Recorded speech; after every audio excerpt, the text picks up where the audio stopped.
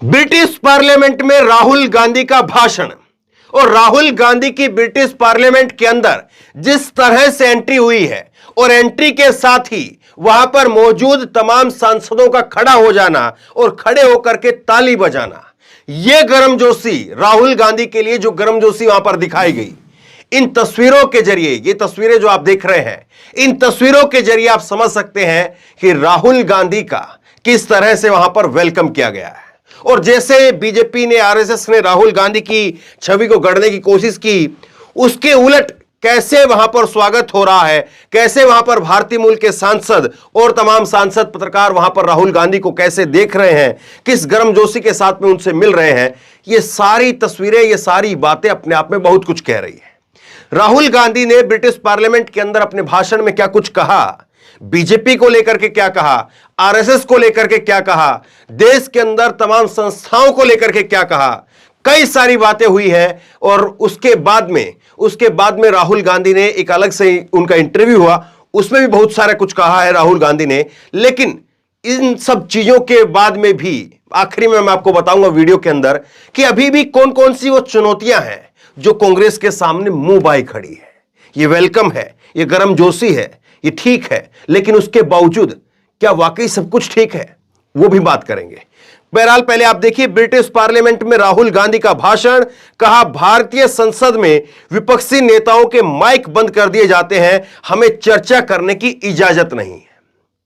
तो राहुल गांधी ने जो माइक बंद करने की बात वो अपने भारत यात्रा के दौरान वो करते रहे, वही बात उन्होंने ब्रिटिश पार्लियामेंट में जाकर के कहा। उन्होंने कहा कि मैं यहां बोल सकता हूं, लेकिन भारत की पार्लियामेंट के अंदर जाकर के नहीं बोल सकता हूं। भारत की पार्लियामेंट के अंदर जब बोलते हैं विपक्ष के सांसद, तो उनका माइक बंद करवा दिया जाता है। तो ये राहुल गांधी कह रहे हैं। और राहुल गांधी ने जो है ब्रिटिश संसद के अंदर 90 गेस्ट थे, भारतीय मूल के सांसद थे, उन सब के सामने अपनी बात रखी है। अब क्या कहा है राहुल ने, वो मैं आपको बताता हूं। राहुल कह रहे हैं, भारत में विपक्ष का दमन किया जा रहा है। राहुल कार्यक्रम में जिस माइक्रोफोन का इस्तेमाल कर रहे थे वह खराब हो गया। राहुल ने जानबूझ करके इसी माइक में बोलना शुरू किया। उन्होंने कहा कि भारत में हमारे माइक खराब नहीं हैं, वो काम कर रहे हैं, लेकिन आप उन्हें चालू नहीं कर सकते हैं। जब मैंने भारतीय संसद में अपनी बात रखने की कोशिश की तो मेरे साथ भी ऐसा ही हुआ। राहुल ने कहा कि भारत में विपक्ष का दमन किया जा रहा है। तो तमाम सारी बातें जो राहुल गांधी कहते रहे हैं, उन सब बातों को वहां पर राहुल गांधी ने दोहराया। बीजेपी इसको लेकर के कह रही है कि देखिए राहुल गांधी यहां पर तो बोलते ही बोलते हैं, वहां पर भी जाकर के बोल रहे हैं। दरअसल एक चीज को आप समझिए, राहुल गांधी विपक्ष के नेता है और ऐसा कोई कानून, ऐसा कोई नियम नहीं है जो यह कहता हो कि विपक्ष का नेता अगर यहां पर सरकार की आलोचना करता है तो वहां पर जाकर के तारीफ करने लगे। लेकिन कैसे जो है वो चीजें गढ़ी जाती, कैसी चीजें कही जाती हैं, अपना अपना परसेप्शन का खेल है। बीजेपी अपना परसेप्शन दिखाती, कांग्रेस अपना परसेप्शन दिखाती है, लेकिन जनता सब समझदार है और जनता क्या कहती है वो सुनिए। राहुल ने क्या कहा आगे सुनिए, भारतीय लोकतंत्र कमजोर हुआ तो दुनिया कमजोर हो जाएगी, यह राहुल ने कहा। जो बीजेपी के नेता कहते हैं कि राहुल गांधी देश का अपमान कर रहे हैं, देश की बेइज्जती कर रहे हैं, राहुल कह रहे हैं कि दुनिया की जो ताकत है वो भारतीय लोकतंत्र के ऊपर टिकी हुई है। अगर भारत का लोकतंत्र कमजोर होगा तो पूरी दुनिया कमजोर हो जाएगी। और उन्होंने पाकिस्तान पर भी बोला। उन्होंने एक अलग से इंटरव्यू में पाकिस्तान को लेकर के कहा कि हम चाहते हैं और मैं निजी तौर पर चाहता हूं कि हमारे पड़ोसियों के साथ में हमारे अच्छे संबंध हो, लेकिन पाकिस्तान जिस तरह की हरकतें करता है, जिस तरह से वहां पर आतंकी गतिविधियां होती हैं, अगर वो सब रहेंगी तो फिर बातचीत नहीं होगी। और यह बात पाकिस्तान के लोगों को समझनी चाहिए। अब बताइए, वो वहां पर भारत का जो है वो पक्ष रख रहे हैं या भारत को बदनाम कर रहे हैं? देखिए, सोचिए, समझिए। राहुल ने कहा कि भारत में जो लोकतंत्र है एक वैश्विक सार्वजनिक अच्छाई है, भारत काफी बड़ा है। अगर भारत में लोकतंत्र को कमजोर किया जाता है तो यह पूरी दुनिया में कमजोर हो जाता है। भारत का लोकतंत्र अमेरिका और यूरोप का आकार का 3 गुना है। अगर यह लोकतंत्र टूट जाता है तो यह पूरे विश्व के लोकतंत्र के लिए एक बड़ा झटका होगा। पूरी दुनिया में सबसे बड़ा लोकतांत्रिक देश भारत, और उसके लोकतंत्र पर अगर कहीं पर कोई सवाल है, कहीं पर किसी की आपत्तियां हैं, तो उस पर चर्चा हो या ना हो, सोचिए जरा इस बात को। और राहुल इसी बात को वहां पर रख रहे थे। अब देखिए, एक राहुल ने जिस तरह से कांग्रेस को लेकर के मोदी जी कहते हैं कि कांग्रेस मुक्त भारत हो गया है, कांग्रेस अब कहीं नहीं बची है, उस पर राहुल ने क्या कहा सुनिए। चैथम हाउस में बोले राहुल, कांग्रेस का अंत हो गया ये सोचना बेतुका है। राहुल ने चैथम हाउस में बातचीत के सेशन में भाग लिया और उन्होंने कहा कि भाजपा को लगता है कि वह भाजपा भारत में हमेशा सत्ता में बनी रहेगी, लेकिन ऐसा नहीं है। यह कहना कि कांग्रेस का अंत हो गया है यह बेतुका ख्याल है। भाजपा के 10 साल शासन से पहले कांग्रेस 10 साल सत्ता में रही। अगर आप इसे ठीक से देखें तो आजादी से लेकर अब तक कांग्रेस पार्टी ने हमेशा ज्यादा समय तक देश को संभाला है। तो राहुल गांधी ने इस बात को कहा।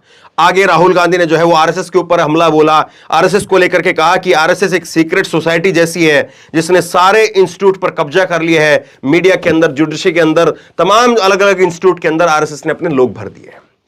ये बातें तो राहुल गांधी ने कही, लेकिन अब वो कौन सी बातें हैं जिन पर अभी भी कांग्रेस को काम करना होगा।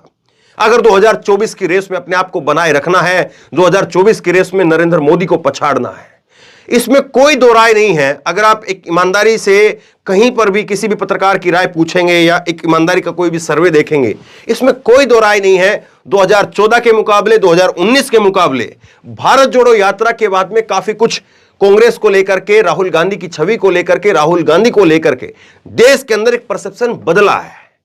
एक वोट बैंक कांग्रेस पार्टी का निश्चित तौर पर बड़ा है, लेकिन अभी भी यह बात नहीं भूलनी चाहिए कि उनका मुकाबला बीजेपी जैसी पार्टी से है। और बीजेपी जैसी पार्टी जिसकी इस वक्त मौजूदा समय में ज्यादातर राज्यों में, करीब 1.5 दर्जन राज्यों में सत्ता है, नरेंद्र मोदी जैसे नेता उनके पास में है, तो निश्चित तौर पर अभी भी कांग्रेस का मुकाबला, अगर ये तस्वीरें जरा आप देखिए, तस्वीरें देखिए, कांग्रेस के बहुत सारे नेता ऐसे थे जो 2019 के मुकाबले, 2019 के समय में ऐसे कांग्रेस के बहुत सारे नेता थे जो अपने आप को कांग्रेसी कहलवाने से पीछे हटते थे।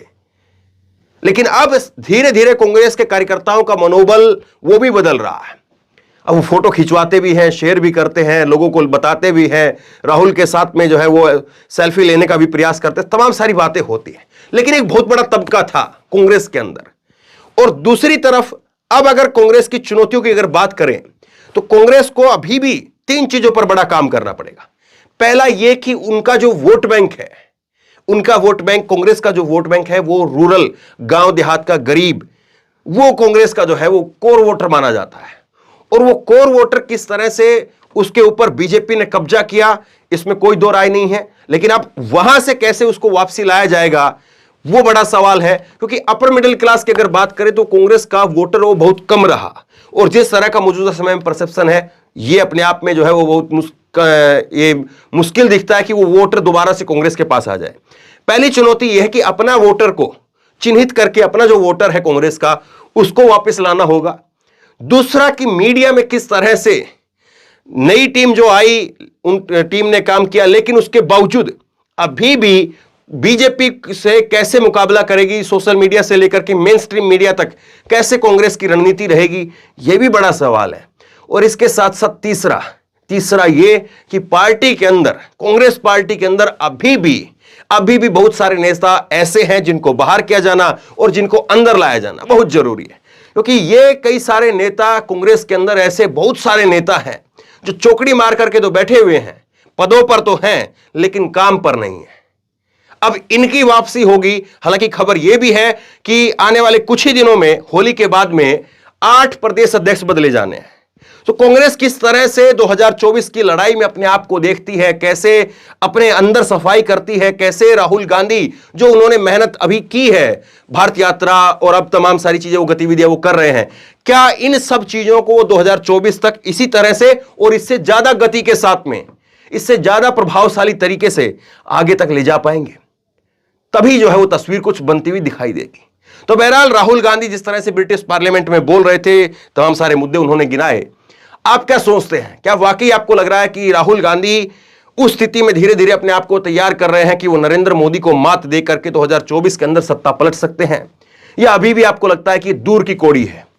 आपकी राय क्या है? नीचे कमेंट बॉक्स में अपनी राय जरूर दें। इस वीडियो को खूब शेयर करें और इसी तरह तमाम खबरों के लिए ऑनलाइन न्यूज इंडेक्स सब्सक्राइब करें। साथ में जो बेल आइकन घंटे उसको जरूर दबाएं, ताकि जैसे कोई खबर अपलोड करें उसकी नोटिफिकेशन सीधे सबसे पहले आपको मिल सके।